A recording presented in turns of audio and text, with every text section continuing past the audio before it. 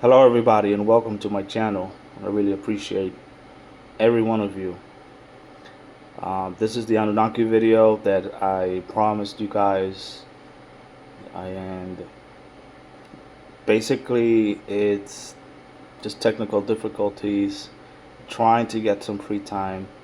I have family members that come over, and I don't want to bore you with the details, but I either too tired after they're gone, just things come up and I cannot reach out to you guys for whatever reason. Um, the Anunnaki video is basically just a interesting backstory that I have about that. You know, sometimes you read things or you hear about people and things like that, and certain things just kind of they pop out at you. They stick out at you, and because they do, it just kind of sits in the back of your head, sits there somewhere waiting for something to come along and just confirm or acknowledge that what you are um, experiencing or what you've heard is true. So let me just break it down for you, and let's not make this video too long. I'm very happy if I stick enough, if there's enough um, content to spread for you guys, then I'll absolutely deliver a little more. So I saw a YouTube video, and it was a VHS upload. It was uploaded to YouTube in a VHS format, and this guy was from England, and he had a family lineage that was told as a story, and it was on the female side of the family, and he just happened to be his mother's only born son. Otherwise he wouldn't have heard the story, wouldn't receive that lineage. And yeah, sorry guys for having to have you wait this long, and the personal reasons don't really justify it too much, but you needed to know why I spent so much time away from recording this video. So he's from England, right? And he uploaded this VHS video to YouTube, and in the video he explains the creation story of Enki and the Anunnaki, and this is part 2. So we are the final product of a generic experiment. Humans have existed in different shapes, sizes for a very long time on planet Earth, right? So in the beginning, and this is where I have my own Sasquatch story for myself, right? Because it's a genetic modification at first, and then you make it a little better, and every time there was a flood or there's been always more than one flood. It just wasn't one flood at all. There were several. Every time that the genetic experiment of humans failed, they thought that we were too smart, or they thought that we weren't working hard enough. They scrapped the program and they start over again, and they did that several times. It just seems like if you read the tablets of the tablet translation, and I think we know the author, Zachariah Stinson, I think it looks like it's just one hop from where it started, maybe a few little things here before getting to where we are now. There's many experiments. So the gentleman in the video, and I think I saved it somewhere and I just lost it, but I'll get to another part that links this all together. He said that there were several experiments and several experiments, and they kept going and going and going. And it seems like at time they would just leave on their spaceships and wait 1,000 years, 2,000 years, and come back and see how everything's going, see how they developed, see everything, how they spent 10,000 years um, building civilizations for themselves according to how they left them, right? As humans that they were back then, right? So my Sasquatch story is they developed a series of human beings at some point, and those human beings were smart enough to escape the planet. They were able to go in a higher dimension and practically just disappear where you can see them again. So my Sasquatch story comes from that era where there's a group of these genetic experiments that at some point just left, right? They were smart enough to go. They were developed in a way that they can leave. And I wish I really had that video, because I don't want to go into too much detail, because you'll just think I'm yapping away and wanted to get an audience here with you guys. But I'll say the story, don't worry, hang on. So it was the genetic experiments were tribes, just for the sake of saying groups of early humans that were instructed to only mate within that group of people. And let's say there were 6, 5, 8, 10 little groups of villages, right? Let's call it that. They were told they can just mate at a certain time with a certain individual to keep this kind of production of early humans going. And Enki always came in, and he'd come in. They saw him as what he was, right? A god, let's call it that, right? And he would say something like, "Hey, you don't have to. You can go to another village and mate with someone else if you wanted to."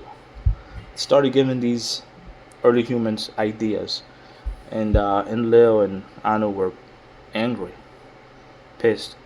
So they would rearrange again the setup and start again, or end that civilization and take whatever generic material that worked for them, and they start over again.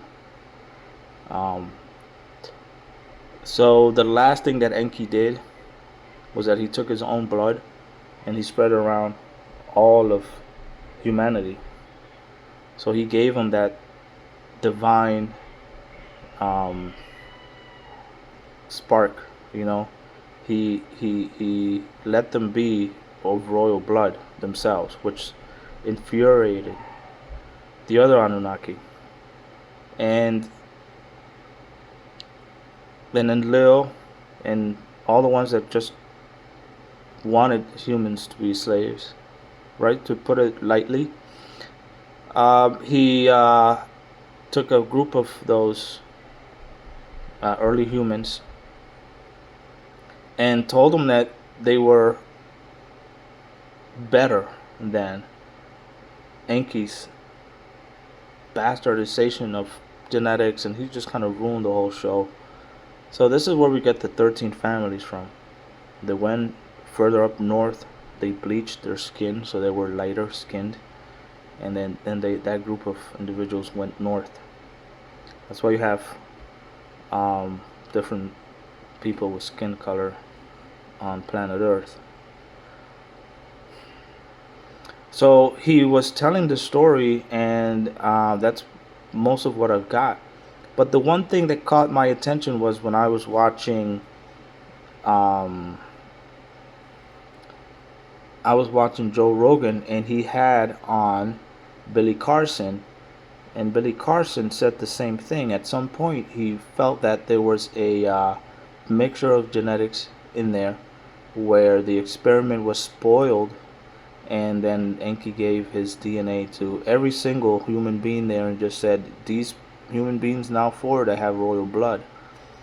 and then came the the dumbing down of humans, and at which point I can't tell when there was that civilization of early human that were able to go and leave and escape this, which is what I think Sasquatch is. And it's the only thing that makes sense to me of how it could be, how I can interpret it, and I could be wrong, and I hope if I'm right, fine, but I think I might be wrong about that, but it's still my opinion about what I think. Um, hmm. I think that everybody should feel the vibrations, and dimensions are in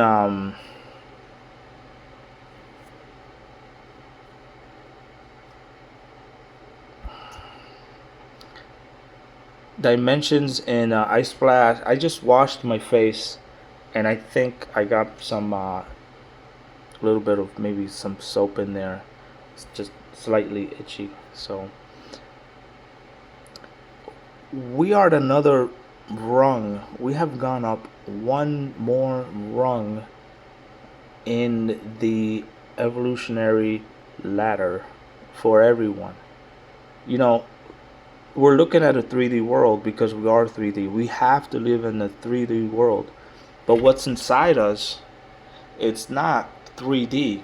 And a lot of people can tell, right? Because of your presence and who you are. And even through a video like this, you can tell. And some people that I listen to, and they talk about these dark people. But a lot of people are just naturally going to be left behind because we're going through an ascension process that takes hundreds of years, maybe. But it doesn't necessarily mean that we won't see any progress for ourselves in our lifetime. I remember when I used to raise my frequency on my own, you know, just even just thinking positively, having a positive outlook for yourself, not resonating at a frequency. And you might be thinking, well, what is he saying exactly? Well, let's call it um, a radio station. If you're listening to 100.1, someone could be at a 101.1 frequency and slightly higher, and you tell that there's a different story being told when you switch the dial and you go to a different frequency. So we're all in the same place, but then we're all resonating at different frequencies, and then you get to see different things. They're probably not meant to be seen, or things that you just can't explain, which it kind of makes sense when you put it together for yourself. When I used to receive channelings early on, you have to match the frequency, right? So if you're receiving from up here and you're down here, you can bridge that gap for a slight moment and receive information, and then it'll just go. And you'll know something happened. You might get a slight thing where you can build a sentence out of or understand. For those times that ever happened to me, and I was just grasping on to that idea, I got it. I was reading a book about being positive. I was switching away from that radio station, moving up to a different frequency, and I could feel that I was hitting the ceiling, right? Like it was just, I wouldn't say stuck, but I knew that if I kept trying, then things would just start to manifest themselves. And it doesn't matter if you're in a place where your surroundings are tuned to a specific frequency. I was watching a YouTube short, and they had wild, I think, wow, fleas.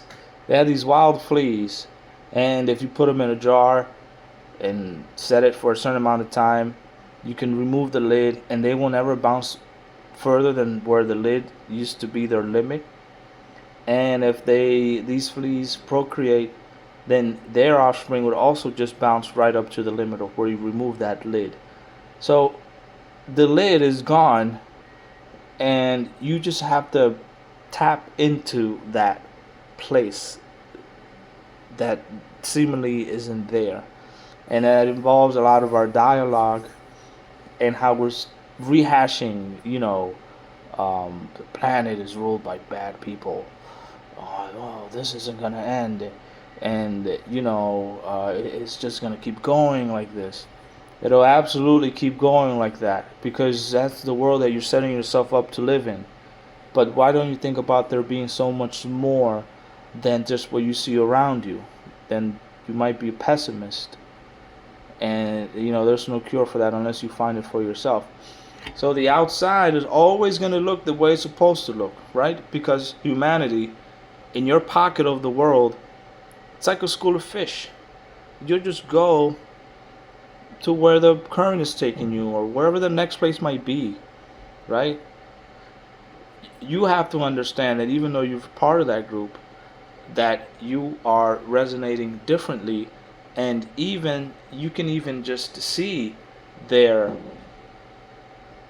way that the motion is taking the that pocket of your world where you are in. Okay, so open yourself up to the idea of there being better and more, and just shift your focus to things that matter to you and things that are going to uh, take you to the next level, that next uh, frequency that's already here. We cleared it. It's cleared. I'm gonna post a link of a few uh, articles that I read, but just kind of put it together. We're on to that next level, guys. It's going to be great, and then there'll be the next one.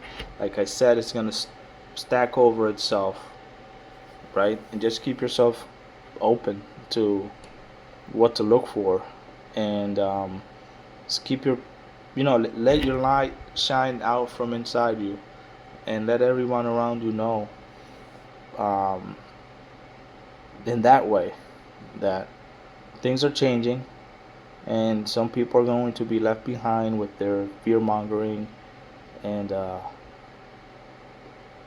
whatever energizes them to continue to do what they do. That's just, it's their reasoning for their level of understanding and meeting their capacity. Someday I'll be obsolete, and you'll hear me talking about stuff, and it's just the phase of the planetary liberation that I had to go through, and there's a younger crowd of people that are going to take this and learn from it, take in what they like and disregard where they know that it's just not true, and it'll just keep evolving on its own till the planet is liberated, because there's no way that for the last 20 years things are going to just be stagnant, that there is going to be growth. It's there, right? And I think it just won't be externally it won't be. There's a catalyst event that will make it available visually for everybody, right? And it's the the cloud picture of the heart that you saw, right? That moment where they just don't, they're not in clouds anymore, and you can see them with your own eyes. But that's not going to happen unless every single human being has the slightest inclination of a possibility where this could happen. They have the tools to measure that around the planet. They can make plans to present themselves, and they have presented themselves already, but at a wide scale worldwide. It's not something that's going to happen anytime soon, right? So there's that. So work at your individual energy that you project onto others, right? And keep those people that are delivering a message, whatever that is, you know, show compassion, compassionate understanding of where their level of understanding is in the world, and where you want to push this. Where is it that we all want to go eventually, right? Where do you want to be? Where do you want the whole planet to be? Where do you want the United States to be? Where do you want Cuba to be? Where do you want Argentina to be? Where do you want Europe, Russia, China, Taiwan? Where do you think you want everything to be in your part of the world? And you have to be the change that you're looking for, so that others can see the example of who you are, and they'll want to say, I want to be like that girl right there. I want to be like that guy right there. He's you know, he's well enough of a person that's tangible. He's there for you. He's available. You can speak to him, and he's just not someone that you're watching on YouTube that's trying to uh, motivate you. I'm motivating you so you can motivate others, because that's what matters. So this wasn't so much about Enki or anything, and I didn't really want to have a video where I had a lot to say about that, but I put my two pieces together on an old VHS tape that was uploaded to YouTube, and Billy Carson was on the Joe Rogan Experience, and he just kind of set this thing, and I'm like, whoa, I heard that before.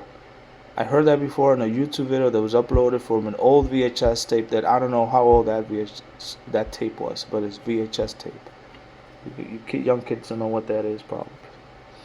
Anyway, so that's just the way I kind of linked those things together. I thought it was cool, and it reminded me of all the things that I saw on that YouTube channel with the guy from England. And it talks about Enlil, and that guy from England talks about Enlil, and he's there just kind of giving his life story. I don't want to make this video too long for you guys, but yeah, it's great. If you are at that level where you can feel the vibrations, and you know that we're kind of raising the frequency of yourself and the planet, it's like the fog is clearing. You're clearing this fog. Go towards it. Go towards it. Take yourself to that edge of what's possible, so that you can break through and continue to do the impossible, guys. So I love you guys very much, and thanks for waiting on me. And I hope I have more time that I can bring in more content to you guys. I'm gonna post two links, and these are audio. They're still not transcripts, but I prefer transcript. But I'll post the link for an audio that I haven't listened to the audios, but the subject line says that we're moving from one phase to another in the evolution of the planet. So I love you guys. Hope you guys have a great rest of your evening, and thanks for watching.